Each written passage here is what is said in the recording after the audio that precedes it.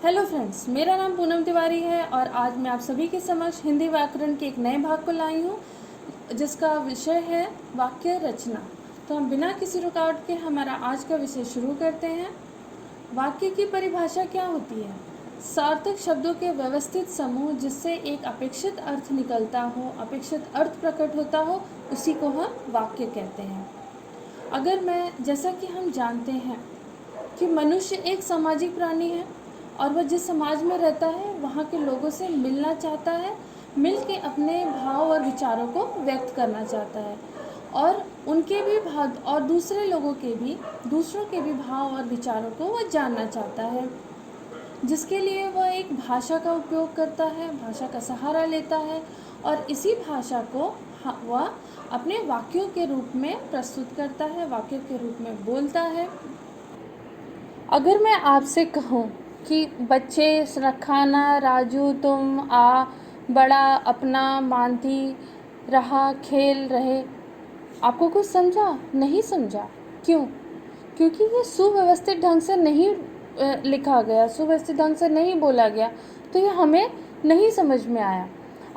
उसी को अगर सुव्यवस्थित कर दिया जाए तो बच्चे खेल रहे हैं, इन शब्दों को हमने सुव्यवस्थित ढंग से एक वाक्य में लिखा और इसका एक सार्थक अर्थ निकला।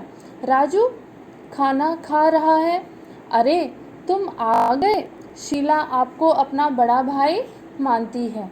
तो ये क्या हो गया? सार्थक शब्दों के व्यवस्थित समूह हो गए जिनसे एक अपेक्षित अर्थ प्रकट हो रहा है और इन्हीं को हम वाक्य कहते हैं। अब हम जानेंगे वाक्य के अंग। वाक्य के अंग मुख्यतः दो प्रकार के होते हैं, उद्देश्य और विधेय। उद्देश्य क्या होता है? वाक्य में जिस व्यक्ति या वस्तु के संबंध में कुछ कहा जाता है उसे ही हम उद्देश्य कहते हैं। राम ने खाना खा लिया, यहाँ पर किसके बारे में बात हो रही है? किसने खाना खा लिया? राम ने खा लिया, तो राम यहाँ पर क्या है? उद्देश्य है। बच्चे फुटबॉल खेल रहे हैं, किसके बारे में बात हो रही है? कौन फुटबॉल खेल रहा है? बच्चे खेल रहे हैं, तो बच्चे यहाँ पर कौन है? उद्देश्य है।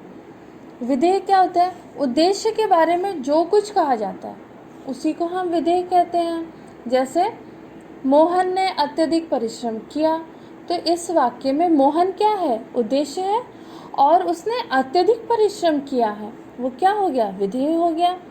फिर है राधिका गाना गाती है, राधिका यहाँ पर उद्देश्य है और गाना गाती है यहाँ पर क्या है? विधेय है। वैसे ही पहले वाले वाक्य में हमने देखा राम ने खाना खा लिया, वहाँ पर क्या है? राम उद्देश्य है और खाना खा लिया विधेय है।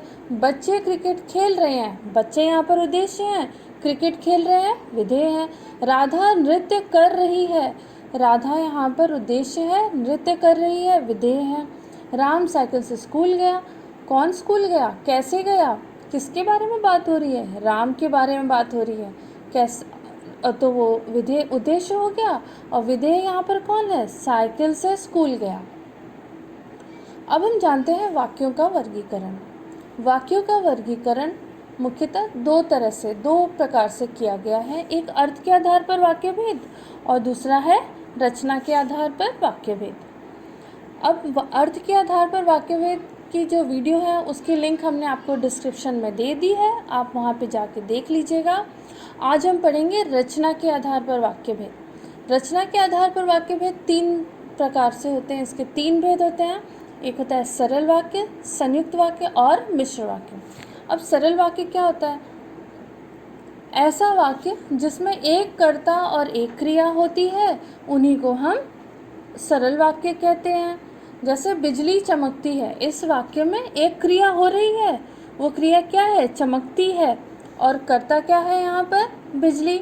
वर्षा तेज हो रही है, यहाँ पर क्या क्रिया हो रही है? वर्षा हो रही है। रेखा बाजार गई, रेखा यहाँ पर कर्ता है और क्रिया क्या हो रही है? बाजार गई। राम ने रावण को मारा, राम यहाँ पर कर्ता है और रावण को मारा यहाँ पर क्या है? क्रिया हो रही है। उसने एक किताब खरीदा, उसने यहाँ पर कर्ता है, एक किताब खरीदा, क्रिया हो रही है। आज शाम को बादल घिरे, आज यहाँ पर क्या हो गया? कर्ता हो गया, शाम को बादल गिरे, यहाँ पर क्रिया हो रही है। तो सरल वाक्य में आप ध्यान दीजिए, एक कर्ता और एक क्रिया रहेगी, वहाँ पर सरल वाक्य रहे। अब हम संयुक्त वाक्य के बारे में जानेंगे। संयुक्त वाक्य क्या होते हैं? जिन वाक्यों में दो या दो से अधिक सरल वाक्य योजकों से जुड़े हों उन्हें ही हम संयुक्त वाक्य कहते हैं। ये उपवाक्य योजक अव्ययों से जुड़े होते हैं, उन्हें हम संयुक्त वाक्य कहते हैं। अब यहाँ पर अव्यय क्या होते हैं? अव्यय ऐसे शब्द हैं जो लिंग, कारक, वचन और काल, इन सब में किसी भी तरह से कोई बदलाव नहीं आता, कोई परिवर्तन नहीं आता, उन्हीं शब्दों को हम अव्यय कहते हैं। योजक शब्द कौन कौन से हैं? ये, और, एवं, तथा, या, अथवा, इसलिए, अतः, परंतु, किंतु, लेकिन, नहीं तो, फिर भी, ये सारे आपके योजक शब्द हैं। अभी हम उदाहरण देख लेते हैं। वह रात भर सोता रहा इसलिए सुबह नहीं उठ पाया। तो यहाँ पर दो सरल वाक्य हैं, वह रात भर सोता रहा और सुबह नहीं उठ पाया। इन दोनों वाक्यों को कौन से योजक से जोड़ा गया है, कौन से संयोजक से जोड़ा गया है, कौन से अव्यय यहाँ पर आए हैं? वो है इसलिए। उसने कठोर परिश्रम किया इसलिए सफल हो गया। यहाँ पर भी दो वाक्य हैं, उसने कठोर परिश्रम किया और दूसरा वाक्य है सफल हो गया। और इसमें कौन से योजक आए हैं? इसलिए। राम बाजार गया और संतरे लाया, यहाँ पर कौन से संयोजक हैं? और। राम बाजार गया एक वाक्य सरल वाक्य है, ये अपने आप में पूर्ण है, और संतरे लाया ये भी अपने आप में पूर्ण है। सच बोलो परंतु कटु सत्य ना बोलो, सच बोलो पूर्ण वाक्य है, कटु सत्य ना बोलो ये भी पूर्ण वाक्य है। और दोनों वाक्यों को कौन से अव्यय से, कौन से योजक से जोड़ा गया है? परंतु।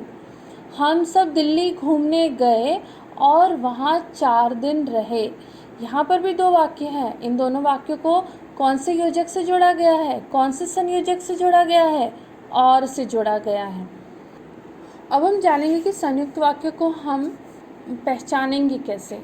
संयुक्त वाक्य में जो योजक शब्द जुड़ते हैं वे रहते हैं और, एवं, तथा, किंतु, परंतु, तथा, अथवा, इसलिए, अतः, फिर भी, नहीं तो, फिर भी, तो, ये सब क्या है? ये योजक शब्द से जुड़े होते हैं।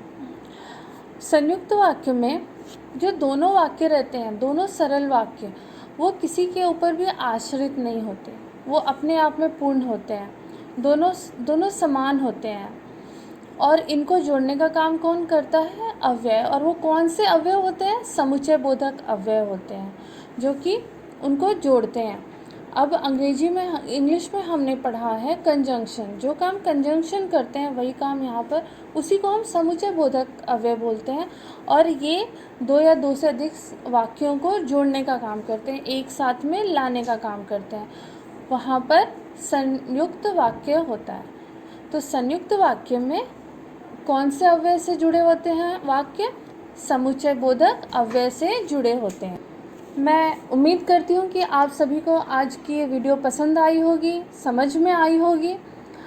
अगर आपको मेरी ये वीडियो पसंद आई है तो सब्सक्राइब करिए, लाइक करिए, शेयर करिए, कमेंट करिए। धन्यवाद।